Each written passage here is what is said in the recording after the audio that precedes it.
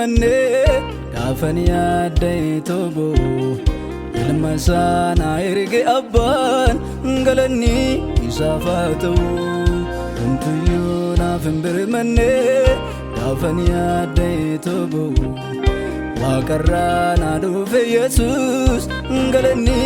isaaf haa ta'u galanni isaaf haa ta'u galanni isaaf haa ta'u galanni isaaf haa ta'u ulfinni isaaf haa ta'u ulfinni isaaf haa ta'u ulfinni isaaf haa ta'u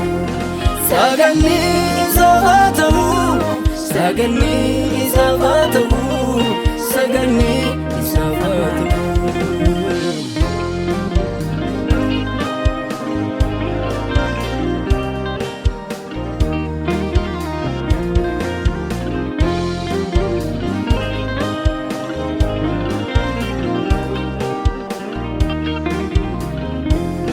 Nambe kaido inni na baase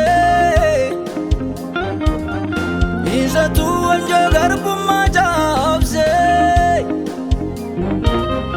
kana kawaga kenya injiru argera yemuni na gargaru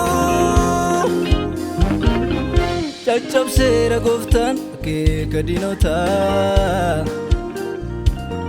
nankenna fanimmo uftaako galata jajjabseera Yesuus akeeka dinota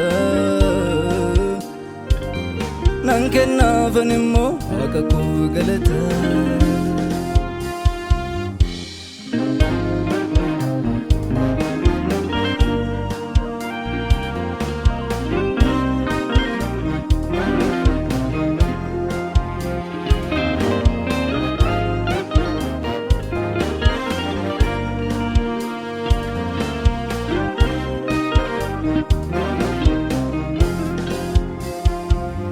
na barbaacha dhufeenni waaqarra naaf qalame ta'e olaaraara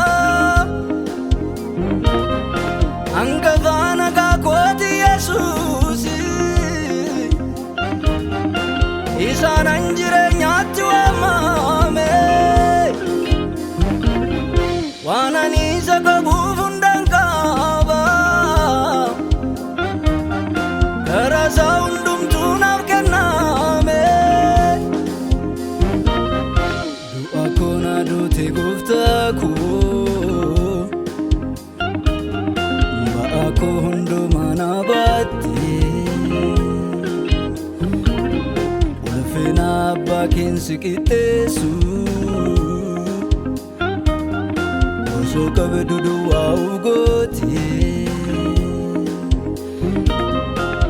Jirum jalalle kana caalu Homtuyyuu namaan kennum lubbuusa Aarsaan koo gocha keen hin qixxaatu Maal jedhin garaa si cibsa Kanan qabu galata hodhu Rayyoonan jedhamu ulfaadhu kanan qabu galata hodhu Rayyoonan jedhamu ulfaadhu Isaatiin haftaate sana yoomiyyuu dagachuu hin danda'u yoomiyyuu dagachuu hin danda'u akkana naan jettim lubbuun koo Kana baase